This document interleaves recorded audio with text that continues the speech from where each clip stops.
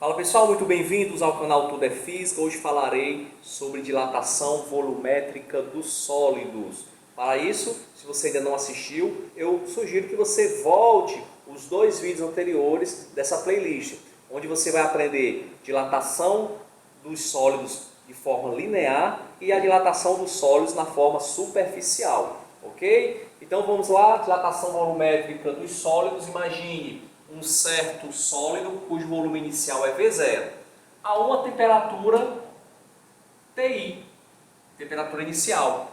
Ele é aquecido para uma temperatura TF. Obviamente a temperatura TF é maior que a temperatura TI. Nós temos então uma dilatação, as moléculas passam a se agitar mais, elas tendem a se expandir, se afastar umas das outras, e o corpo ele aumenta o seu tamanho nas três dimensões: comprimento, na largura e na altura. Então nós temos aí um aumento do volume, ok, desse corpo. A variação desse volume pode ser uma expansão ou uma contração. A variação desse volume está relacionada com três grandezas: volume inicial, o coeficiente de dilatação volumétrica, que nós representamos pela letra grega gama, e a variação da temperatura. O coeficiente de dilatação volumétrico é 3 vezes o coeficiente de dilatação linear. Existem algumas questões que gostam de fazer essa pegadinha.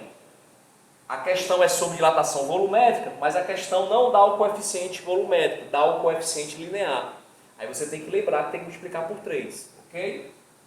O volume final nada mais é que a soma do volume inicial com a variação, com o aumento. Se for uma expansão, você vai somar a variação do volume, ela é positiva. Se a temperatura está diminuindo e você tem uma contração, o ΔV vai ser negativo. Então você vai estar subtraindo aquela contração do volume inicial. Então nós temos aqui um exemplo bem simples, falando sobre dilatação volumétrica. Um balão de vidro apresenta a 10 graus Celsius um volume interno de 500 ml. Determine o volume desse balão a uma temperatura de 60 graus Celsius. Então nós temos aqui temperatura inicial, que é 10 graus Celsius. Temos o volume inicial, 500 ml. Temperatura final, 60 graus Celsius. E repare que a questão deu o coeficiente linear, que é 3 vezes 10 a menos 6. Como eu estou falando de volume, eu não posso utilizar esse coeficiente linear.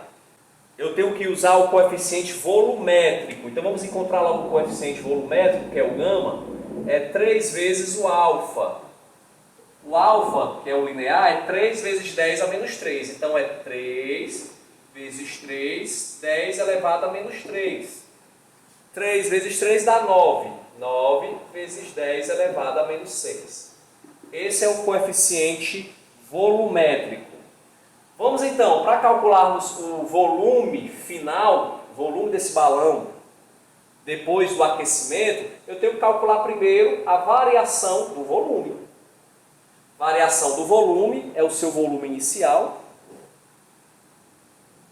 vezes o coeficiente, vezes a variação da temperatura. Volume inicial é 500. O coeficiente de dilatação volumétrica é 9 vezes 10 a menos 6. E a variação de temperatura? Temperatura inicial é 10. Temperatura final é 60. Você tem que subtrair. 60 menos 10, 50. 500 vezes 9 vezes 5. Vamos deixar os zeros de fora, esses dois zeros com esse zero aqui, 3 zeros. Vamos multiplicar só 5 vezes 9. Dá 45. 45 vezes 5, 225. Agora eu acrescento os 3 zeros que ficaram de fora. Vezes 10 a menos 6. Vou voltar 6 casas decimais, porque é 10 a menos 6, a gente volta 6 casas. Eu tenho 3 zeros, mais 3 casas aqui.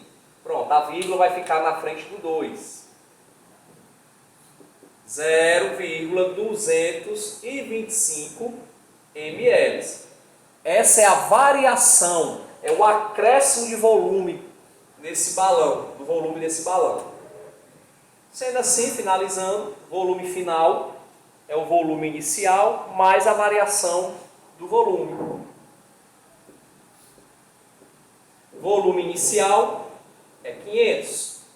A variação do volume, 0,225. Então, o novo volume vai ser 500,225 ml. Ok? Então, é uma questão bem simples, um assunto também que requer um pouco de cuidado, a questão da notação científica, mas no mais, não passa de uma sucessão de multiplicações, ok? Muito obrigado, se você gostou do vídeo, peço que se inscreva no canal, até a próxima e bons estudos.